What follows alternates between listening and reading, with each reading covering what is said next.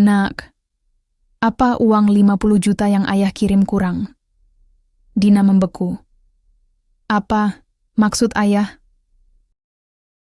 Hujan gerimis turun perlahan di pinggiran Jakarta, membasahi atap seng yang berkarat di sebuah kontrakan sempit, berukuran 3 kali 4 meter. Udara pengap berpadu dengan aroma rempah dari warung nasi langganan di seberang gang, bau kunyit, daun salam, dan minyak goreng bekas yang tak sempat diganti.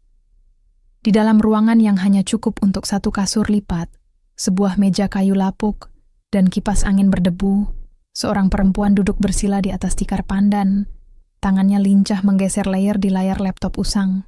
Namanya Dina Wibowo. Usianya baru menginjak 28, tapi matanya sudah menyimpan beban yang biasanya milik perempuan 2 kali lipat usianya.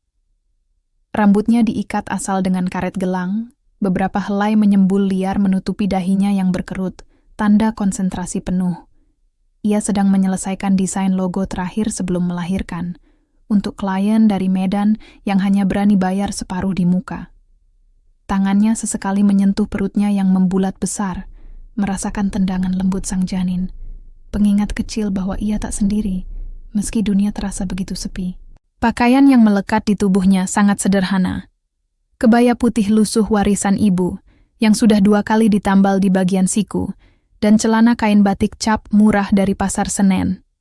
Tak ada perhiasan, tak ada parfum, hanya aroma sabun mandi cair murah yang masih melekat di kulitnya. Di cermin retak yang menempel di dinding, bayangannya samar. Bukan lagi putri konglomerat yang dulu menghadiri gala dinner di Grand Ballroom Ritz-Carlton, melainkan perempuan biasa yang berjuang mempertahankan harga diri di tengah himpitan ekonomi dan keheningan yang makin menggema setiap hari. 3 tahun lalu, ia menolak semua kemewahan. Ayahnya, Tuan Wibowo, pemilik jaringan properti dan resort mewah di Bali, hampir pingsan saat Dina mengatakan ingin menikah dengan Bima Surya, seorang staf administrasi di kantor cabang Bandung, yang gajinya hanya cukup untuk bayar kos dan transportasi. "Kau gila, Nak. Dia bukan siapa-siapa," seru ayahnya waktu itu, suara gemetar oleh kemarahan dan kekecewaan. Tapi Dina bersikeras. "Aku tak mau hidup di balik bayang-bayang nama keluarga.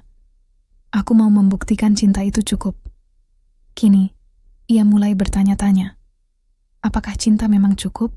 Di luar, klakson angkot berbunyi nyaring, diikuti teriakan tukang bakso yang mendorong gerobaknya melewati genangan air.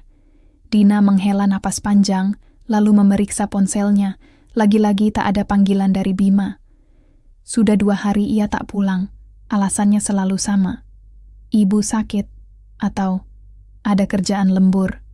Padahal, dari cerita tetangga, Dina tahu Bima sering terlihat di mal dengan ibunya, Nyonya Ratna, menghadiri arisan RT sambil memamerkan tas baru, yang pasti harganya lebih mahal dari seluruh isi kontrakannya.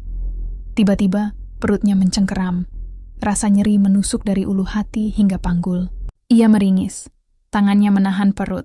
Napasnya menjadi pendek-pendek. Ini saatnya. Degup jantungnya berdetak kencang, tapi ia tak panik. Ia sudah mempersiapkan ini sejak minggu lalu. Kantong persalinan kecil berisi baju bayi bekas yang dibeli di pasar loak, popok kain, dan 1 botol air mineral untuk jaga-jaga. Ia tak punya uang untuk ambil mobil, apalagi ojek online. Dan Bima bahkan tak tahu tanggal persalinannya. Dengan susah payah, Dina berdiri, mengenakan jilbab katun tipis berwarna krem, lalu mengancingkan jaket tipis di atas kebayanya. Ia menggendong tas kecil itu, lalu melangkah keluar pintu. Hujan masih turun, tapi ia tak peduli. Di ujung gang, Bu Lastri, tetangga tua yang baik hati, melihatnya, dan langsung berlari mendekat sambil membawa payung plastik. "Nduk, sudah waktunya?" tanya Bu Lastri, suaranya cemas tapi hangat seperti wedang jahe di malam dingin. Dina hanya mengangguk, matanya berkaca-kaca. Tak dari rasa sakit, tapi dari rasa kecewa yang terlalu dalam untuk diucapkan. Mereka menaiki angkot jurusan RSUD kecamatan, duduk di bangku paling belakang yang bau keringat dan asap rokok. Di sepanjang jalan, Dina menatap keluar jendela, melihat keluarga-keluarga yang berjalan beriringan di trotoar, anak-anak bermain di bawah rindang pohon trembesi, Ibu-ibu berbelanja di warung kelontong. Semua terasa begitu normal. Hanya hidupnya yang terasa seperti drama yang salah naskah. Saat tiba di rumah sakit, ia langsung dibawa ke ruang persalinan darurat. Tak ada suami menunggu. Tak ada mertua yang peduli. Hanya Bu Lastri yang duduk di luar sambil sesekali mendoakan. Dan ketika bayinya lahir, mungil, merah, dan menangis keras, Dina memeluknya erat. Air matanya tumpah tanpa suara. Di ruang perawatan kelas 3 dengan dinding berlumut dan kipas langit-langit yang berdecit, Dina menatap wajah mungil itu. Dan untuk pertama kalinya dalam 3 tahun, ia merasa sendirian. Bukan karena tak ada yang menemani, tapi karena orang yang seharusnya paling dekat, justru yang paling jauh. Di luar, Jakarta terus berdetak. Tapi di dalam ruangan itu, waktu seolah berhenti. Hanya ia, bayinya, dan pertanyaan yang terus menghantuinya. Apakah aku salah memilih cinta? Namun di balik kelelahan itu, di balik rasa sakit dan pengkhianatan yang mulai mengendap, ada sesuatu yang masih menyala. Api kejujuran dalam dirinya yang tak bisa dipadamkan. Ia mungkin tak punya uang, tapi ia masih memiliki harga diri. Dan itu satu-satunya warisan yang tak pernah ia jual. Dan malam itu, di bawah lampu neon yang redup, Dina berjanji pada dirinya sendiri. Aku akan bangkit. Untukmu, Nak, dan untukku. Pagi ketiga setelah persalinan, sinar matahari yang redup menyelinap lewat celah jendela ruang perawatan kelas 3 Rumah Sakit Umum Daerah Cipinang. Debu menari-nari di udara, bercampur dengan bau antiseptik murahan dan aroma nasi bungkus dari pengunjung sebelah. Dina duduk di tepi ranjang besi yang berkarat, punggungnya nyeri, mata sembab, tapi tangannya tak pernah berhenti mengelus rambut halus bayinya. Seorang perempuan kecil yang ia beri nama Aira, yang dalam bahasa Sanskerta berarti cahaya. Bayi itu tidur tenang dalam gendongan kain katun tipis berwarna krem, yang sebelumnya pernah jadi selimut Dina semasa kuliah. Tak ada box bayi mewah, tak ada selimut berbordir emas, apalagi popok sekali pakai impor. Hanya popok kain yang sudah dicuci berkali-kali hingga warnanya pudar, dan bedak bayi sachet Rp5.000 yang dibeli dari warung depan rumah sakit. Perawat jaga, Bu Siti, masuk sambil membawa termos air hangat. Usianya sekitar 50, wajahnya penuh keriput, tapi matanya tajam penuh empati. Ia menaruh termos di meja samping tempat tidur, lalu menyentuh bahu Dina dengan lembut. Belum ada yang datang, ya? Tanyanya pelan, seolah tak ingin melukai. Dina menggeleng. Bibirnya bergetar sedikit, tapi ia menahan air mata. Bima, mungkin sedang sibuk, jawabnya. Suaranya hampir tak terdengar. Bu Siti mendesah pelan. Ia tahu, ia sudah melihat ratusan ibu muda seperti Dina, ditinggal, diabaikan, atau bahkan dikhianati oleh orang yang seharusnya melindungi mereka. Sini, Nak, minum air jahe, biar hangat. Badan kamu harus kuat buat Aira. Dina menatap Bu Siti, lalu mengangguk. Di tengah kesepian yang mencekik, kebaikan sederhana itu terasa seperti pelukan hangat dari ibu sendiri, yang dulu telah tiada. Tepat siang itu, saat Dina sedang menyusui Aira dengan susah payah, ASI-nya belum lancar, stres menguras tubuhnya, suara langkah kaki cepat terdengar dari koridor. Pintu terbuka dengan kasar, dan Bima muncul, mengenakan kemeja baru berwarna biru muda, celana chino rapi, dan tas belanjaan dari butik pakaian ternama. Wajahnya cerah, rambutnya disisir rapi dengan minyak wangi yang aromanya tercium hingga ke ujung ruangan. Duh, akhirnya selesai juga urusan kantor. Ujarnya seolah baru saja menyelamatkan dunia. Aku bawain ini, baju baru buat bayi. Ia melempar sebuah kantong plastik kecil ke atas ranjang, tanpa melihat bayinya. Dina membuka kantong itu. Di dalamnya, hanya ada satu setelan baju bayi berbahan polyester tipis, bukan katun yang lembut. Label harga masih menempel. Rp185.000. Uang yang cukup untuk membeli susu formula selama sebulan, atau bayar listrik 3 bulan di kontrakan mereka. Tapi yang lebih menusuk bukan harganya, tapi sikapnya. Bima tak menyentuh Aira, tak menanyakan kabar Dina. Ia malah mengeluarkan ponsel, lalu memotret dirinya sendiri dengan latar belakang ruang kelas 3, lalu mengetik cepat. Dina mengintip layarnya dari jarak dekat. Di Instagram story-nya tertulis, "Akhirnya jadi ayah. Alhamdulillah, istriku kuat banget melahirkan di kelas 3 demi pengalaman hidup sederhana. Salut." Di bawahnya, komentar dari ibunya, Nyonya Ratna. "Anakku hebat. Tetap jaga citra keluarga ya. Jangan kayak istrimu yang nggak mau minta bantuan. Padahal kalau mau, bisa dapat bantuan gratis dari keluarga besar." Dina menunduk. Dadanya sesak. Bukan karena sakit, tapi karena dipermalukan di depan dunia oleh orang yang seharusnya menjaganya. Malam itu, setelah Bima pulang dengan alasan besok harus kerja pagi, Dina duduk sendirian di bawah lampu redup. Ia menghitung uang di dompetnya, 278.000. Itu semua yang tersisa dari hasil freelance-nya selama 3 bulan terakhir. Ia harus membeli susu formula tambahan karena ASI belum cukup. Popok sekali pakai untuk malam hari. Popok kain tak cukup menyerap. Dan ongkos pulang naik angkot. Ia membuka laptop lagi, meski matanya perih. Di layar, ada notifikasi dari klien baru. Desain brosur toko kue, deadline 3 hari, fee 500.000. Bisa? Dina mengetik, bisa. Lalu perlahan, ia mengangkat Aira ke pelukannya. Bayi itu terbangun, menatapnya dengan mata hitam besar yang bersih. Tanpa prasangka, tanpa dendam, tanpa dunia yang penuh kepalsuan. "Maafkan ibu, nak," bisik Dina. Suaranya parau. "Ibu janji, kau tak akan hidup seperti ini selamanya." Di luar, Jakarta berisik seperti biasa. Tapi di ruang itu, hanya terdengar suara tangisan kecil, desau napas ibu yang lelah, dan detak hati yang perlahan-lahan mulai berubah dari pasrah menjadi teguh.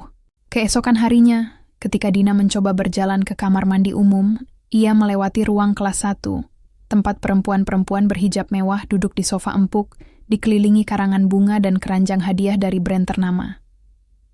Di salah satu kamar, seorang ibu muda tersenyum bahagia sambil dielus oleh suaminya yang mengenakan jam tangan Rolex. Dina tak iri. Ia hanya bertanya dalam hati, apakah cinta itu buta? Atau aku yang buta akan cinta? Namun, di balik keraguan itu, ada satu kepastian yang mulai mengakar. Ia tak akan membiarkan Aira tumbuh dalam dunia yang memperlakukannya seperti sampah.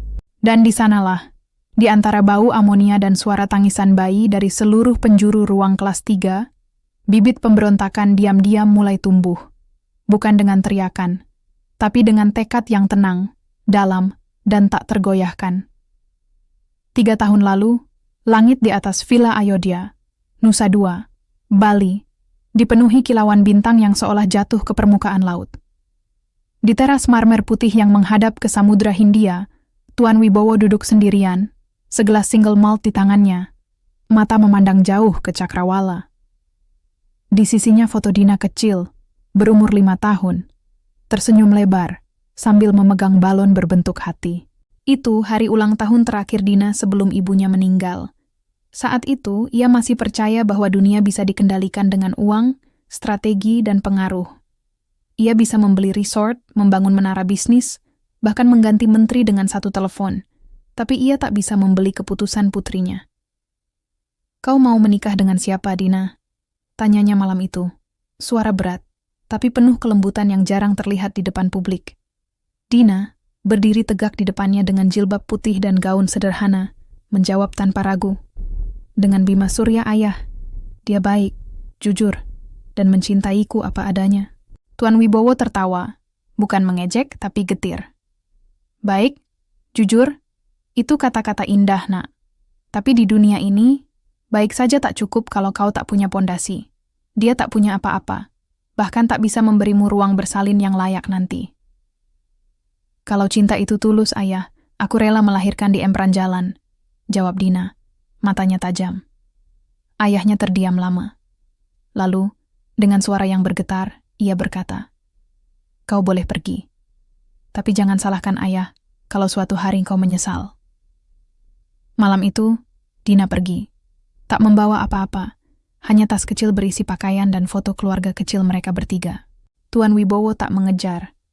Ia hanya berdiri di teras, menyaksikan lampu mobil putrinya menghilang di kejauhan, sambil berbisik, "Jagalah dia, Tuhan, karena aku tak bisa." Kini, di ruang kerjanya yang megah di puncak Menara Wibowo, Jakarta Pusat, Tuan Wibowo duduk di balik meja jati Jepara ukiran tangan, dikelilingi lukisan batik kontemporer, dan piala penghargaan dari Forbes. Di luar jendela kaca setinggi 3 lantai, kota Jakarta berkedip seperti lautan cahaya, simbol kekuasaan yang ia bangun dari nol. Namun, di tengah kemewahan itu, matanya kosong. Di tangannya, sebuah tablet menampilkan berita terkini. Biaya persalinan naik 30% di seluruh rumah sakit swasta. Ia menutup berita itu, lalu menekan tombol interkom. "Ningsih, sudah kirim transfer bulanan ke rekening Bima bulan ini?" Suara asistennya yang tenang menjawab, "Sudah, Pak. 50 juta, seperti biasa. Pukul 1.08 pagi tadi." Tuan Wibowo mengangguk. Ia tak pernah menghentikan transfer itu, meski Dina tak pernah menghubunginya sejak pergi. Ia tahu putrinya terlalu keras kepala untuk meminta bantuan langsung. Tapi ia percaya uang itu akan sampai ke tangannya, memastikan Dina hidup layak, aman, dan terlindungi. Yang tak ia tahu, uang itu tak pernah menyentuh tangan Dina. Di sisi lain kota, Dina duduk di kontrakan yang kini lebih pengap dari sebelumnya. Dinding mulai retak, bocor saat hujan, dan listrik sering padam. Aira tidur di atas tikar, memeluk boneka kain berbentuk kelinci yang dijahit Dina sendiri dari potongan kaos bekas. Dina membuka laci meja kecilnya, tempat ia menyimpan surat-surat lama. Di antaranya, ada surat yang belum pernah dikirim. Ia mengeluarkannya, melipatnya perlahan, lalu membaca kembali. "Untuk ayah yang kusayangi, aku tahu ayah marah, tapi aku tak menyesal memilih jalan ini. Aku ingin ayah tahu, aku bahagia. Aku punya suami yang peduli, mertua yang hangat, dan kehidupan yang sederhana, tapi penuh cinta. Jangan khawatir, aku bisa menjaga diri. Dan suatu hari, aku akan datang membawa cucumu, agar ayah tahu bahwa cinta itu nyata, bahkan di tengah kemiskinan." Dengan rindu yang tak pernah padam, Dina, air matanya menetes ke kertas. Ia tahu surat itu adalah kebohongan terbesar yang pernah ia tulis. Tapi ia tak punya keberanian mengakui kebenaran, bahwa ia salah, bahwa ia kesepian, bahwa ia rindu rumah. Ia menatap foto ayahnya di ponsel, foto lama saat mereka berdua di Taman Istana Bogor. Dina masih SMA, tertawa lepas sambil memegang es krim. Di foto itu, Tuan Wibowo tidak memakai jam tangan emas atau jas Armani. Ia hanya seorang ayah, biasa, hangat, dan penuh senyum. "Kenapa aku harus membuktikan sesuatu ya?" bisik Dina, suaranya pecah. "Kenapa aku tak bisa pulang?" Namun, kebanggaan yang dulu ia jadikan perisai kini justru menjadi rantai. Ia takut dianggap gagal. Takut dikatakan, "Lihat, ayah sudah bilang." Di luar, suara takbir berkumandang dari masjid dekat, tanda waktu maghrib tiba. Dina segera menghapus air matanya, lalu bangkit. Ia harus menyiapkan makan malam sederhana, nasi, tempe goreng, dan sambal terasi. Dan besok pagi, ia harus menyelesaikan desain logo itu, karena 500.000 itu adalah harapan kecil untuk tetap bertahan. Tapi di balik ketegarannya, ada satu keinginan yang tak pernah mati. Ingin dipeluk ayah seperti dulu. Dan di menara megah yang jauh di pusat kota, seorang ayah tua duduk sendirian, menatap foto putrinya, dan berdoa dalam diam. "Jika kau butuh aku, nak, panggillah, aku tak akan pernah menolak." Keduanya rindu, tapi jarak yang memisahkan mereka bukan hanya kilometer, melainkan dinding kesombongan yang mereka bangun sendiri. Dan di tengah kerinduan yang tak terjawab itu, tak ada yang tahu bahwa dalam hitungan hari, dunia mereka akan runtuh, dan kebenaran akan memaksa mereka bertemu kembali. Pagi itu, langit Jakarta cerah tak wajar, seolah langit tahu sesuatu besar akan terjadi. Di ruang perawatan kelas 3 RSUD Cipinang, udara masih pengap oleh bau obat, keringat, dan nasi bungkus sisa semalam. Dina duduk di tepi ranjang, memakaikan kaos kecil bekas pada Aira yang mulai rewel karena popok basah. Tangannya gemetar sedikit, bukan karena lelah fisik, tapi karena rasa cemas yang tak bisa ia jelaskan. Sejak tadi pagi, ia merasa ada yang mengawasinya. Setiap kali menengok ke arah pintu, bayangan seseorang tampak berdiri sebentar, lalu menghilang. Perawat berkata itu hanya keluarga pasien lain, tapi naluri Dina mengatakan lain. Ada sesuatu yang terlalu tenang, terlalu waspada, seperti mata yang terbiasa mengamati tanpa perlu bicara. Saat itu, Aira menangis.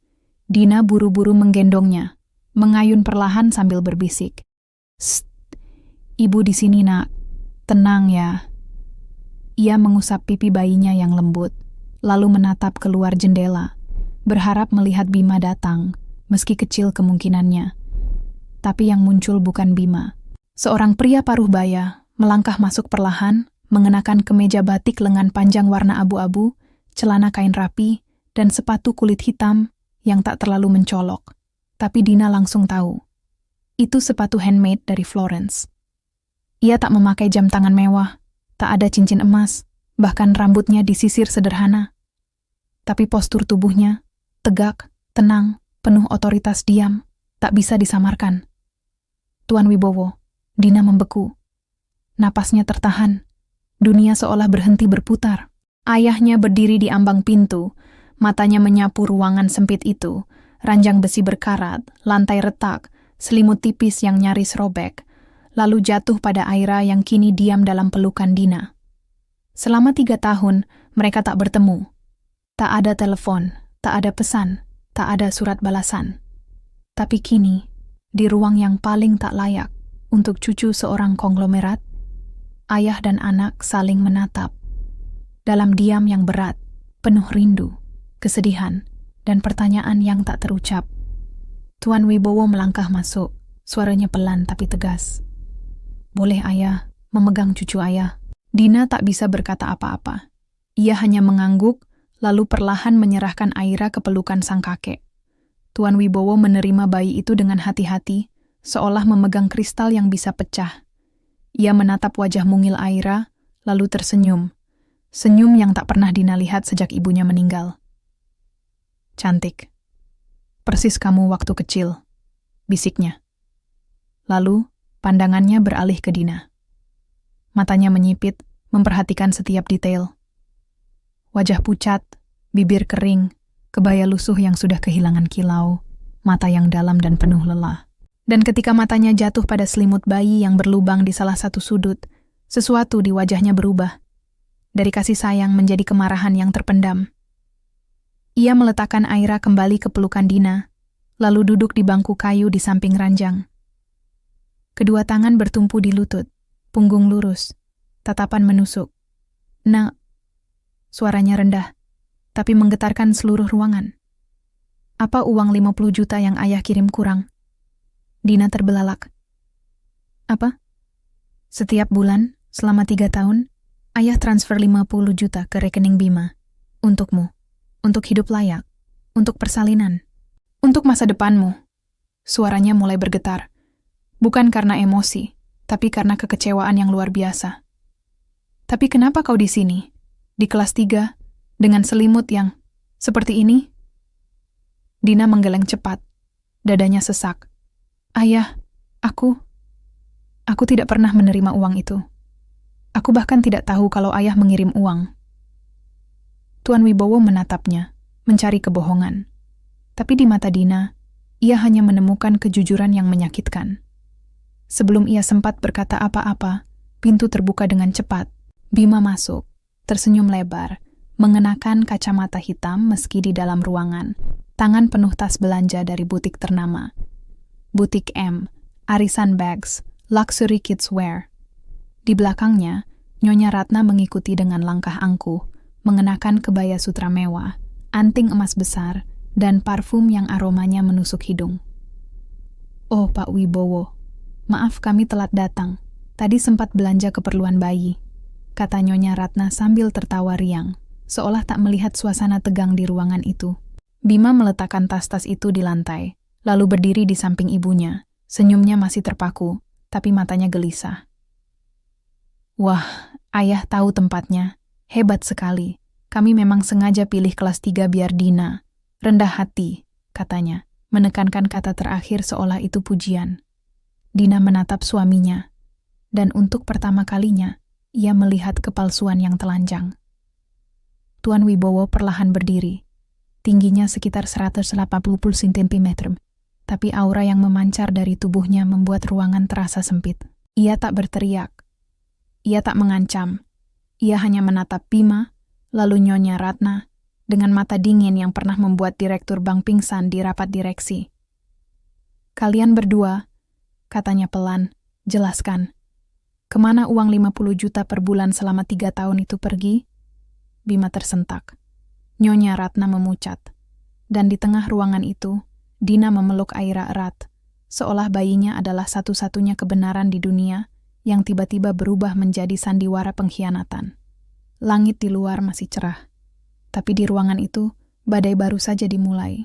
Udara di ruang kelas 3 tiba-tiba menjadi begitu padat, seolah oksigen habis, digantikan oleh ketegangan yang menyesakan dada. Nyonya Ratna tertawa cekikikan palsu, tangannya mengipaskan kipas tangan mutiara kecil yang jelas bukan barang murahan. "Oh, Pak Wibowo, jangan salah paham," katanya. Suaranya manis tapi berduri. "Uang itu memang masuk, tapi kan buat kebutuhan rumah tangga semua. Listrik, air, renovasi, cicilan mobil. Dina juga pakai kok. Cuma dia memang suka tampil sederhana, biar kelihatan suci." Bima mengangguk cepat, berusaha menopang kebohongan ibunya. "Iya, Ayah. Kami bahkan sempat ajak Dina belanja tas baru, tapi dia menolak. Katanya enggak sesuai prinsip." Ia menoleh ke Dina dengan senyum penuh sindiran. "Kami juga bingung sih." Dina menatap suaminya. Dan untuk pertama kalinya, ia tak merasa sedih. Ia merasa muak. Tapi sebelum ia sempat berkata apa-apa, Tuan Wibowo melangkah satu langkah ke depan. Matanya tak lagi marah. Kini ia tampak seperti singa yang telah mengenali mangsanya.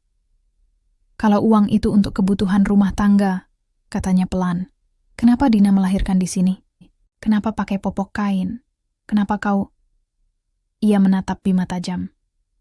"Mengenakan arloji baru, sementara istrimu bahkan tak punya sabun mandi yang layak."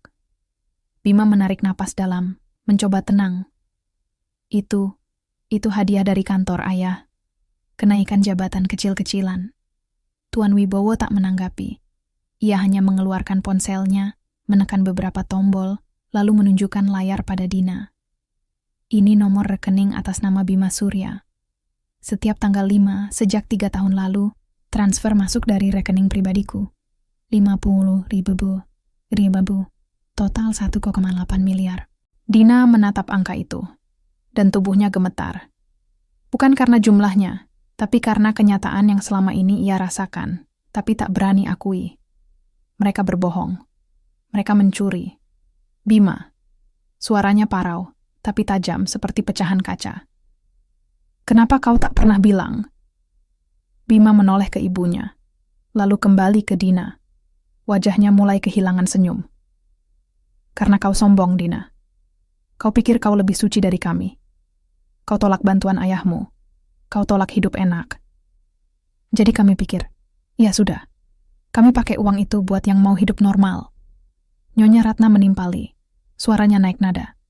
"Iya, kami capek jaga perasaanmu. Setiap arisan tetangga tanya, 'Kok menantumu gitu?' Kami malu. Jadi kami beli tas, kami beli mobil, biar kelihatan wajar. Kau yang bikin kami terpaksa begini." Dina tertawa, tawa pendek, getir, penuh kepahitan. "Jadi, kalian mencuri, lalu menyalahkan aku karena tidak mau menerima kemewahan hasil curian kalian." Bima mendekat, suaranya mulai kasar. "Jangan sok suci, Dina. Uang itu buat kami juga. Kami yang tinggal serumah denganmu. Kau pikir kau istri sempurna. Kau bahkan gak bisa bikin anak laki." Tuan Wibowo langsung melangkah di antara mereka. Tubuhnya tegak, suaranya rendah tapi menggelegar seperti guntur. "Cukup." Ruangan menjadi hening. Bahkan bayi Aira berhenti menangis, seolah merasakan kehadiran keadilan yang datang terlambat. "Kalian punya 2 pilihan," lanjut Tuan Wibowo. Matanya menatap Bima dan Nyonya Ratna, tanpa belas kasihan. 1. Kembalikan seluruh uang itu, plus bunganya, dalam waktu 7 hari. Atau 2, aku laporkan kalian ke polisi atas penggelapan dana, penipuan, dan penelantaran. Nyonya Ratna terhuyung mundur, wajahnya pucat pasi. Tapi, kami keluarga menantu. Kalian bukan keluarga, potong Tuan Wibowo tegas. Kalian penipu yang menyamar sebagai keluarga. Malam itu, setelah Bima dan Nyonya Ratna pulang dengan wajah muram, Dina duduk sendirian di ranjang. Aira tertidur di pelukannya. Ayahnya duduk di bangku sebelah. Dia menatap langit-langit yang retak. "Maafkan ayah, nak," katanya pelan. "Ayah pikir kau bahagia." Dina menggeleng. "Aku yang harus minta maaf ya. Aku terlalu keras kepala. Aku pikir, dengan menolak bantuanmu, aku membuktikan aku mandiri. Tapi yang terjadi, aku hanya membuktikan betapa bodohnya aku." Tuan Wibowo menggapai tangannya, lalu menggenggam erat. "Kesalahan bukan padamu, nak. Mereka yang mengkhianati kepercayaan, itu dosa terbesar dalam keluarga." Dina menunduk, air matanya jatuh ke pipi Aira. Tapi kali ini, bukan air mata keputusasaan, melainkan air mata kebangkitan. Saat tengah malam, ketika ayahnya tertidur di kursi lipat yang dibawa perawat, Dina diam-diam bangkit. Ia mengambil ponsel Bima yang tertinggal, karena terburu-buru pergi. Dengan tangan gemetar, ia membuka aplikasi mobile banking yang masih terbuka. Dan di sana, terpampang jelas. Transfer masuk tiap bulan, 50.000 di Sabo. Riwayat pengeluaran, mobil sedan bekas, 450 juta. Renovasi rumah, 320 juta. Tas branded, arisan, liburan, kredit motor, jam tangan, hingga voucher kopi kekinian. Tapi tak ada satupun transaksi untuk biaya persalinan popok bayi obat, untuk dina listrik, atau air yang selalu menunggak. Semua tercatat, semua nyata. Dina mengambil tangkapan layar. Lalu, dengan jari yang kini tak lagi gemetar, ia membuka folder baru di laptopnya dan menamai file itu. Bukti. Di luar jendela, fajar mulai menyingsing. Warna jingga perlahan menggantikan gelap malam, seperti harapan yang mulai menembus kabut pengkhianatan. Dina memeluk Aira, lalu berbisik pelan, "Mulai hari ini, ibu tak akan diam lagi."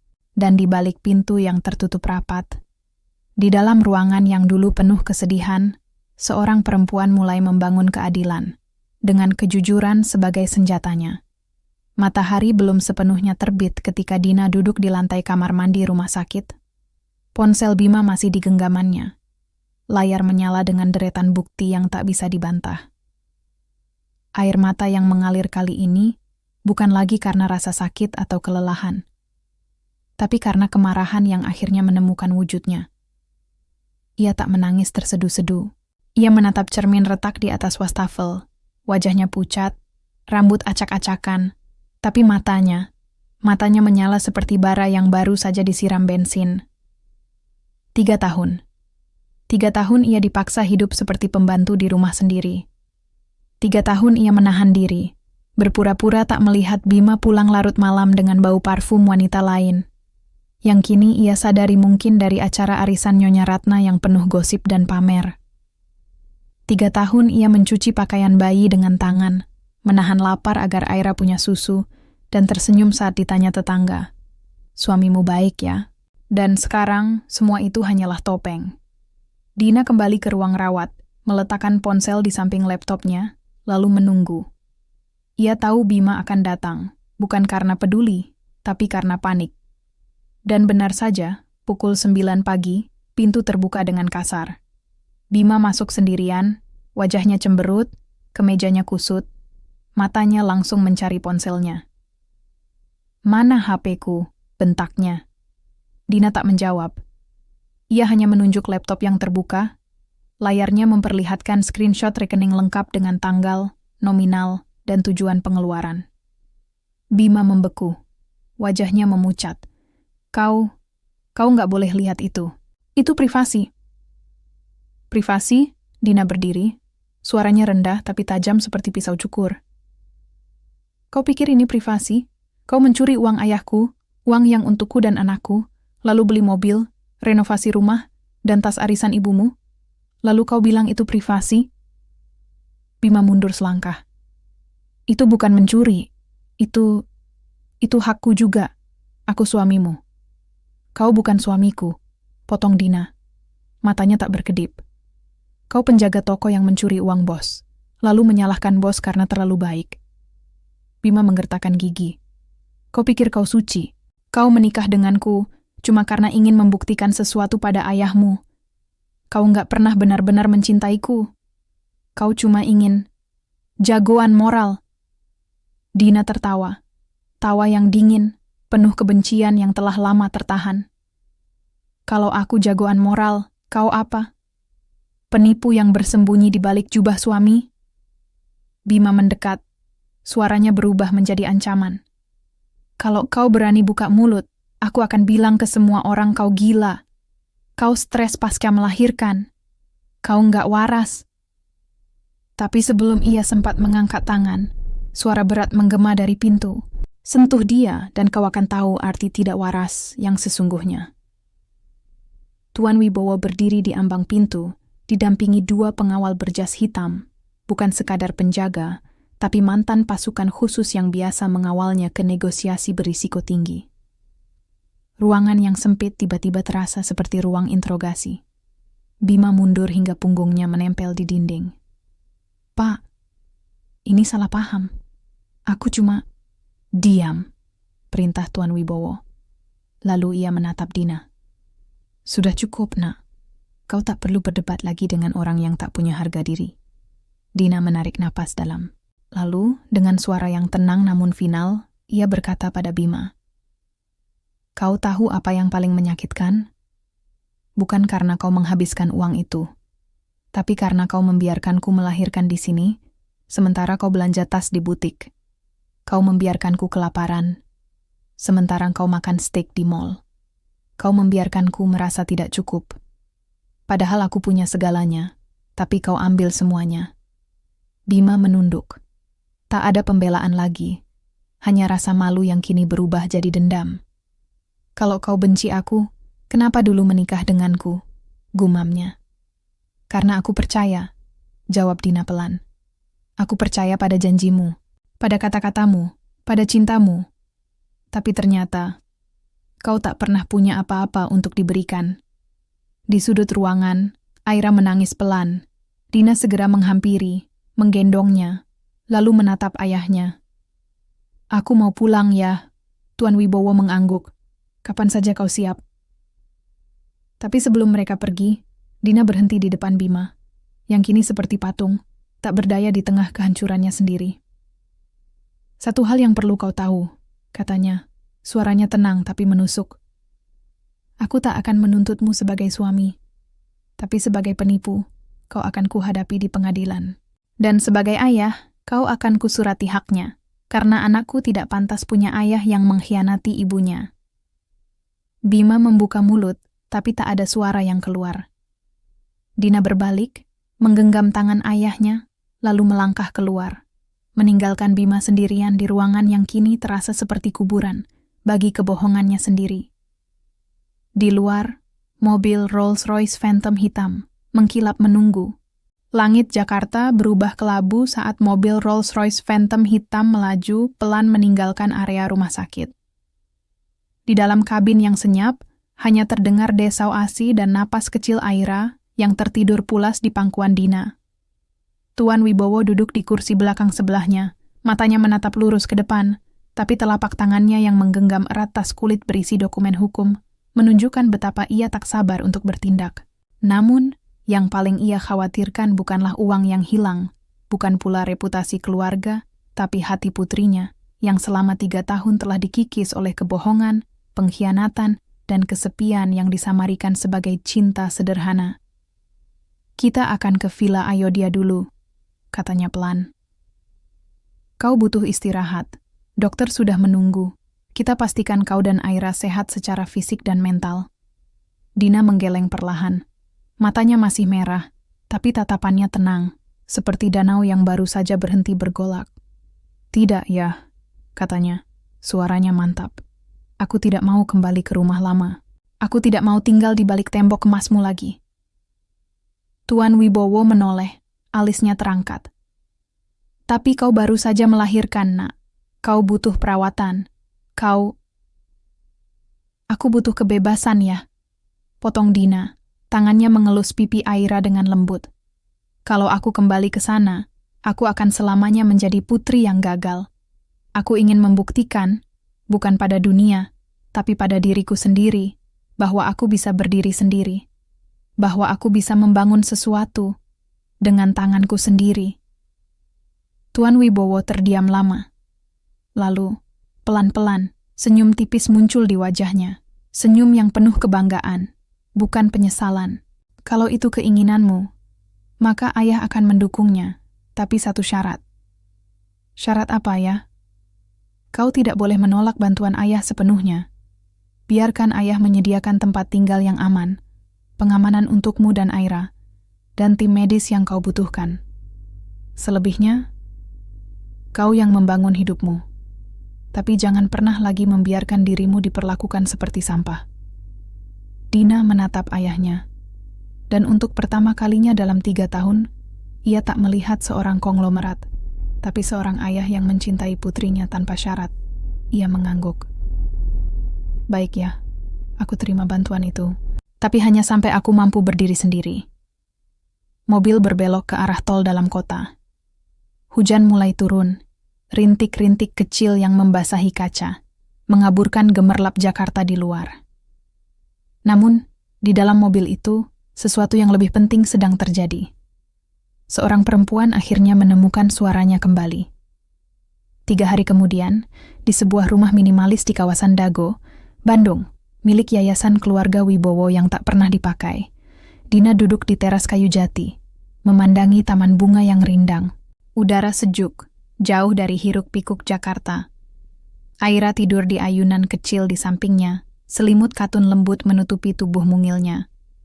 Di pangkuannya, laptop terbuka. Di layar, desain pertama dari brand yang baru saja ia bayangkan, Dina Modesty. Bukan sekadar merek pakaian, tapi manifesto. Busana modest yang elegan, terinspirasi dari kebaya Jawa, motif batik kontemporer, dan siluet modern yang tetap menjaga kesopanan. Setiap potongan dirancang untuk perempuan yang percaya diri, mandiri, dan tak perlu membuktikan apa-apa pada siapapun. Ia mengklik simpan, lalu menatap langit Bandung yang biru cerah. Tepat saat itu, ponselnya berdering. Panggilan dari Bima. Dina menatap layar, lalu menekan tombol tolak. Ia tak marah lagi. Ia bahkan tak merasa sedih. Ia hanya merasa asing, seperti menerima telepon dari orang yang pernah muncul dalam mimpinya, tapi tak pernah benar-benar ada. Tapi beberapa menit kemudian, pesan masuk. Dina, tolong. Ibu menangis terus. Kami mau bicara. Kami mau memperbaiki semuanya. Jangan cerai. Dina membaca pesan itu, lalu menghapusnya tanpa balas. Lalu ia membuka aplikasi pesan baru dan mengetik ke nomor pengacara yang dikirim ayahnya. Saya siap mengajukan gugatan cerai dan tuntutan pengembalian aset. Silakan mulai proses hari ini. Ia menekan kirim. Detik itu, kematian pernikahannya resmi dimulai. Sore harinya, Tuan Wibowo datang, bukan dengan jas mahal, tapi kemeja katun sederhana dan celana chino. Ia membawa kotak kayu kecil, lalu menyerahkannya pada Dina. Ayah ingin kau punya ini, katanya. Dina membuka kotak itu. Di dalamnya terdapat cincin perak sederhana, bukan berlian, bukan emas, tapi ukiran kecil di bagian dalam bertuliskan, untuk Dina yang selalu pulang ke jati dirinya. Ayah pesan ini dari pengrajin di Yogyakarta, lanjutnya. Tak mahal, tapi dibuat dengan tangan yang tulus. Dina mengenakan cincin itu di jari manisnya. Bukan sebagai simbol pernikahan, tapi sebagai simbol janji pada dirinya sendiri. Ayah. Ia menatapnya, matanya berkaca-kaca. Terima kasih sudah datang. Terima kasih sudah percaya, bahkan ketika aku sendiri ragu. Tuan Wibowo mengelus rambut putrinya. Gerakan yang ia rindukan selama 3 tahun. Kau selalu menjadi cahaya ayah, Nak. Sekarang, biarkan dunia melihatnya. Malam itu, setelah ayahnya pergi, Dina duduk di meja kerjanya. Di atas kertas sketsa, ia menulis visi brandnya. Dina Modesty bukan untuk perempuan yang ingin terlihat kaya, tapi untuk perempuan yang tahu nilai dirinya, tanpa perlu pamer, tanpa perlu berbohong, dan tanpa perlu takut jatuh, karena mereka tahu cara bangkit. Di luar, angin sepoi-sepoi membawa aroma melati dari taman. Di dalam, seorang ibu muda menatap masa depan. Bukan dengan rasa takut, tapi dengan tekad yang tak tergoyahkan. Dan di sanalah, di antara desain busana, tangisan bayi, dan cahaya lampu meja yang hangat, hidup baru Dina benar-benar dimulai. 1 tahun berlalu. Di sebuah studio desain yang terletak di jantung kota Bandung, dulunya gudang kopi tua yang direnovasi dengan estetika Jawa modern, cahaya matahari pagi menyelinap melalui jendela kayu jati yang tinggi, menari di atas kain-kain sutra yang tergantung rapi di rak-rak tembaga. Aroma kopi tubruk dan kayu cendana mengisi udara, memberikan kesan hangat namun profesional. Di tengah ruangan, Dina Wibowo berdiri di depan cermin setinggi badan, mengenakan blazer putih berbahan sutra dengan potongan tegas, dipadukan jilbab sutra jatuh berwarna dusty rose yang menjuntai elegan hingga pinggang. Di dadanya, pin kecil berbentuk melati, simbol kesederhanaan yang penuh makna. Riasannya minimalis, hanya alis terdefinisi, sedikit concealer, dan lipstick nude yang memperkuat aura percaya dirinya tanpa berlebihan. Di belakangnya, tim kecilnya, semua perempuan muda dari berbagai latar belakang, sibuk mempersiapkan koleksi terbaru Dina Modesty untuk peluncuran eksklusif di Grand Ballroom Hotel Grand Chokro minggu depan. Bu Dina, sampel untuk lookbook sudah selesai, kata Rani. Asisten pribadinya yang dulu adalah penjahit di Pasar Baru, kini menjadi koordinator produksi. Dina mengangguk, lalu berjalan ke meja kerja di sudut ruangan, meja kayu bekas yang ia selamatkan dari kontrakan lamanya. Kini dipoles dan dihiasi dengan foto Aira, cincin perak pemberian ayahnya, serta kalimat motivasi yang ia tulis sendiri. Kemewahan sejati bukan di harga, tapi dinilai. Brandnya meledak dalam waktu singkat, bukan karena promosi besar, tapi karena keaslian. Setiap koleksi menggambarkan perempuan Indonesia yang modern namun berakar, kebaya dengan potongan asimetrikal, outerwear berbordir motif parang yang diolah digital, hijab dengan teknik shibori ala Jepara, dan gaun pesta yang terinspirasi dari kain tenun Sumba. Yang membuat Dina Modesty berbeda bukan hanya desainnya, tapi filosofinya. Ia menolak kolaborasi dengan influencer yang suka pamer kemewahan palsu. Ia mempekerjakan mantan buruh garmen, ibu rumah tangga korban KDRT, dan perempuan desa yang ingin belajar menjahit. Setiap potongan pakaian diberi label kecil bertuliskan nama penjahitnya, sebagai penghargaan atas tangan yang menciptakannya. Dan kini, Dina bukan lagi putri konglomerat yang jatuh miskin, ia CEO muda yang menginspirasi, diundang ke Forum Ekonomi Kreatif Nasional, wawancara di majalah Forbes Indonesia, bahkan koleksinya diekspor ke Malaysia dan Turki. Tapi di balik semua itu, ia tetap sederhana. Rumahnya di Bandung masih minimalis, hanya 2 lantai, taman kecil, dan ayunan kayu di teras tempat Aira bermain setiap sore. Mobilnya bukan Rolls-Royce, tapi SUV listrik yang ramah lingkungan. Ia tetap memasak nasi goreng untuk sarapan, dan masih menyusui Aira setiap malam, meski kini dengan tenang, tanpa rasa takut kehabisan susu. Sore itu, setelah rapat final koleksi, Dina duduk di taman belakang studio. Aira, kini berusia 1 tahun, berlari-lari kecil mengejar kupu-kupu, tertawa riang. Dina tersenyum, senyum yang tulus, yang dulu hilang selama 3 tahun. Ponselnya berdering. Panggilan dari ayahnya. "Nak, kau lihat berita hari ini?" Suara Tuan Wibowo terdengar tegang. "Belum ya, ada apa?" "Bima, ditangkap polisi. Kasus penggelapan dana di kantornya. Ternyata selama ini, ia tidak hanya menggelapkan uangmu, tapi juga uang perusahaan. Total kerugian mencapai 2,3 miliar. Dina terdiam. Bukan karena kaget, ia sudah lama tahu Bima tak jujur. Tapi karena rasa hampa yang muncul, tidak ada kepuasan, tidak ada dendam, hanya kehampaan. Dan Nyonya Ratna? Tanyanya pelan. Aparat menangkapnya minggu lalu. Di sebuah perumahan kumuh di Bekasi, tertangkap basah. Mencuri jemuran tetangga, katanya, untuk dijual ke tukang loak. Dina menutup mata sebentar. Bayangan Nyonya Ratna yang dulu sombong, berkebaya sutra, sibuk pamer di arisan, kini berdiri di bawah terik, mengintai pakaian orang lain untuk dicuri demi makan hari ini. Itu bukan kemenangan, itu karma yang bekerja dengan diam, pasti, dan pahit. Ayah, aku tidak senang mendengarnya, kata Dina jujur. Tapi aku juga tidak sedih. Mereka memilih jalan mereka sendiri. Aku hanya bersyukur. Aku dan Aira selamat. Tuan Wibowo terdiam sejenak, lalu berkata pelan. Kau jauh lebih besar dari yang ayah bayangkan, nak. Setelah menutup telepon, Dina berdiri, lalu berjalan mendekati Aira yang kini duduk di rumput, memegang bunga melati yang ia petik sendiri. Bayi itu mengangkat bunga itu ke arah Dina, tersenyum lebar. Ini, buat ibu, gumamnya polos. Dina mengambil bunga itu, lalu memeluk putrinya erat, hangat, utuh, tanpa kepura-puraan. Di kejauhan, matahari mulai tenggelam, mengecat langit Bandung dengan warna jingga dan ungu. Di studio, timnya masih bekerja, tertawa, berdiskusi, membangun mimpi bersama. Dan di tengah semua itu, Dina tahu satu hal dengan pasti. Ia tak perlu kembali ke masa lalu. Ia tak perlu membenci mereka yang mengkhianatinya. Ia hanya perlu terus berjalan, karena setiap langkahnya kini adalah pembuktian bahwa kejujuran, kerja keras, dan cinta tulus selalu menang.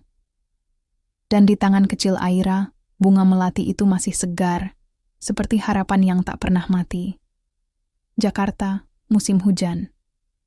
Langit kelabu sepanjang hari, seolah langit ikut berkabung atas kejatuhan dua jiwa yang dulu sombong menganggap diri berhak atas segalanya. Di Pengadilan Negeri Jakarta Pusat, ruang sidang utama penuh sesak. Bukan karena kasus besar, tapi karena rasa penasaran. Bagaimana mungkin anak menantu dari keluarga terpandang, meski hanya secara sosial, bisa jatuh begitu dalam? Bima Surya duduk di bangku terdakwa, mengenakan baju tahanan oranye pudar. Rambutnya acak-acakan, wajahnya pucat dan berkerut seperti kertas yang diremas lalu dikeringkan. Matanya tak lagi percaya diri. Kini hanya ada ketakutan, penyesalan, dan kehancuran yang tak bisa disembunyikan. Di ruang pengadilan itu, Tuan Wibowo duduk di barisan depan, tenang, tak berekspresi. Di sampingnya, pengacaranya, salah satu nama paling ditakuti di dunia hukum korporat, baru saja menyelesaikan pembacaan tuntutan. Terhadap terdakwa Bima Surya, kami menuntut hukuman penjara selama 5 tahun atas penggelapan dana pribadi senilai 1,8 miliar, ditambah kerugian material akibat penipuan berlanjut, serta pencabutan seluruh hak asuh terhadap anak kandungnya, Aira Wibowo Surya. Hakim menatap Bima. Apa pembelaanmu? Bima menunduk. Suaranya parau, hampir tak terdengar. Aku hanya ingin dianggap mampu. Aku malu. Jadi menantu konglomerat tapi hidup pas-pasan. Aku takut dianggap lemah. Di luar ruang sidang, wartawan berkerumun. Beberapa dari mereka mengingat, dulu Bima pernah muncul di story Instagram, tersenyum di depan mobil barunya, caption, "Kerja keras tak pernah mengkhianati hasil." Kini, caption itu terasa seperti olok-olok dari nasibnya sendiri.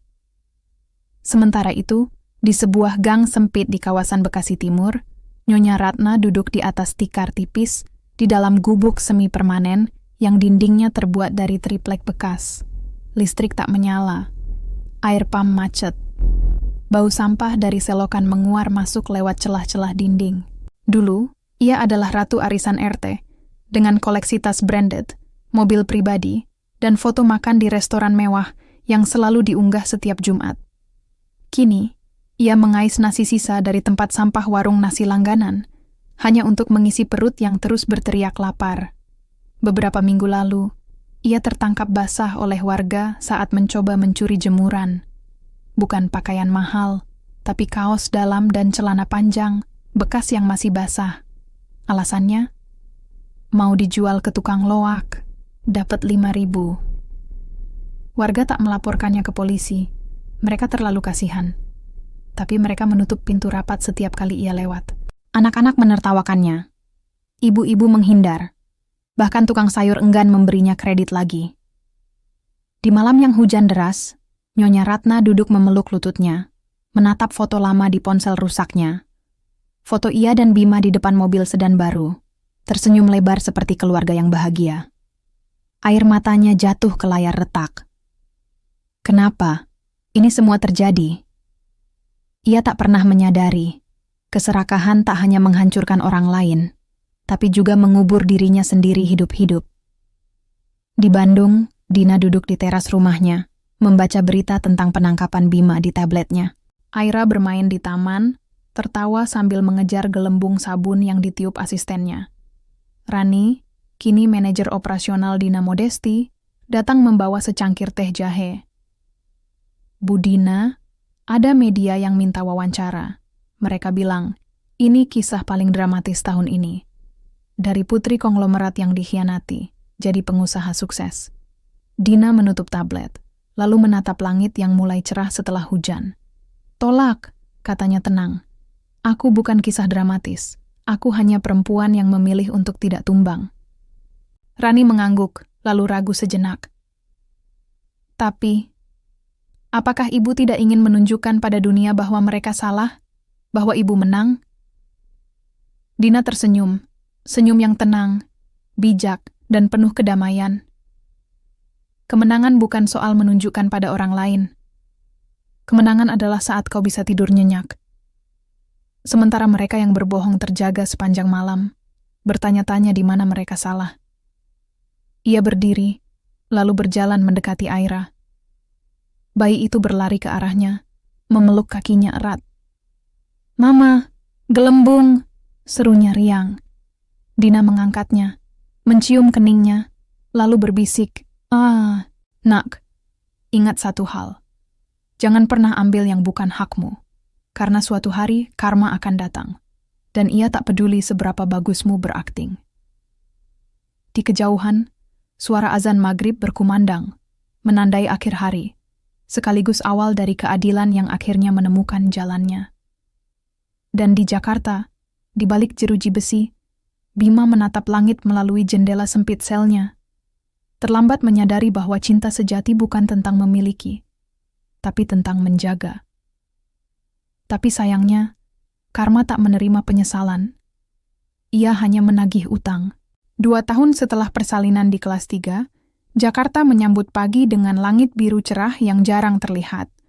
Seolah alam ikut merayakan puncak kebangkitan seorang perempuan yang pernah dianggap gagal oleh dunia. Di Grand Ballroom Hotel Kempinski, cahaya kristal chandelier memantulkan kilauan lembut di atas kain-kain tenun sutra, batik kontemporer, dan jilbab-jilbab berjuntai elegan yang membalut tubuh para tamu undangan. Aroma bunga melati dan kayu cendana menyatu dengan alunan gamelan modern yang dipadu dengan piano. Suasana yang sangat Indonesia, namun universal dalam keanggunannya. Di tengah panggung, Dina Wibowo berdiri tenang, mengenakan koleksi terbarunya, blazer putih dengan bordir motif parang emas tipis, dipadukan rok panjang berbahan tenun sumba, dan jilbab sutra berwarna hijau zamrud yang menjuntai seperti air terjun. Di jarinya, cincin perak pemberian ayahnya masih setia melingkar. Kini bukan simbol patah hati, tapi tanda keutuhan. Di hadapannya, ratusan tamu, desainer internasional, pembeli dari Dubai dan Istanbul, jurnalis mode, hingga ibu-ibu biasa yang membeli koleksi Dina Modesti dari marketplace, bertepuk tangan meriah. Bukan hanya untuk busananya, tapi untuk kisah di balik setiap jahitan. "Terima kasih," kata Dina, suaranya tenang, namun tegas melalui mikrofon. Dina Modesti bukan sekadar merek. Ini adalah pengakuan bahwa perempuan Indonesia bisa tampil mewah tanpa kehilangan akar, bisa sukses tanpa menginjak orang lain, dan bisa jatuh, lalu bangkit, tanpa perlu meminta belas kasihan. Di barisan depan, Tuan Wibowo duduk sendirian, tak lagi dikelilingi pengawal atau asisten. Ia hanya seorang ayah tua yang matanya berkaca-kaca, menyaksikan putrinya menjadi cahaya yang ia dulu percaya akan selalu bersinar, meski sempat redup. Setelah acara, Dina tak langsung pulang ke hotel. Ia naik mobil listriknya menuju taman kota di kawasan Dago. Di sana, Aira, kini berusia 3 tahun, berlari kecil menyambutnya dengan bunga kertas yang ia buat di sekolah. "Mama, aku bikin ini buat kamu," serunya, mengangkat bunga itu dengan bangga. Dina mengangkatnya, lalu memeluk erat. "Indah sekali, sayang. Lebih indah dari semua chandelier di ballroom tadi." Mereka duduk di bangku taman, menatap matahari sore yang mengecat langit dengan warna jingga keemasan. Tak ada pelayan. Tak ada kamera. Hanya mereka berdua dan kedamaian yang dulu begitu sulit didapat. "Mama?" Tiba-tiba Aira bertanya, "Kenapa kita nggak tinggal di rumah besar kayak dulu?" Dina tersenyum, lalu mengelus rambut putrinya. "Karena rumah besar nggak selalu bikin hati hangat, Nak. Rumah yang hangat itu, tempat di mana kita bisa jadi diri sendiri, tanpa takut dihakimi." Aira mengangguk, meski mungkin belum mengerti sepenuhnya. Tapi suatu hari nanti, ia akan tahu. Kebebasan itu lebih berharga dari semua kemewahan di dunia. Di Jakarta, sementara itu, tak ada yang peduli pada nasib Bima dan Nyonya Ratna lagi. Media sudah beralih ke skandal baru. Warga sudah lupa. Bima kini bekerja sebagai tukang sapu di halaman kantor pemerintahan, upah harian, tak ada jaminan. Ia sering terlihat di lampu merah, meminta receh pada mobil-mobil yang lewat. Suatu hari, ia melihat iklan billboard besar di jalan tol. Dina Modesti, elegansi, yang berakar foto Dina tersenyum tenang, Aira kecil di pelukannya. Ia menunduk, tak menangis, hanya berjalan pergi, menarik sapu lusuhnya. Nyonya Ratna, konon, kini tinggal di panti sosial untuk lansia terlantar. Ia tak lagi bicara banyak. Kadang, ia hanya duduk di teras, menatap langit, sambil memegang foto lama. Foto ketika ia masih percaya diri cukup untuk menghina orang lain. Tak ada yang menjenguknya, tak ada yang mengingatnya, kecuali Karma, yang setia menemaninya sampai akhir. Malam itu, di rumahnya yang sederhana namun penuh cinta, Dina duduk di balkon, memeluk Aira yang sudah tertidur lelap di pangkuannya. Angin sepoi-sepoi membawa aroma melati dari taman. Di kejauhan, lampu kota Bandung berkedip seperti bintang yang jatuh ke bumi. Ia menatap langit, lalu berbisik pelan. Bukan pada siapapun, tapi pada takdir yang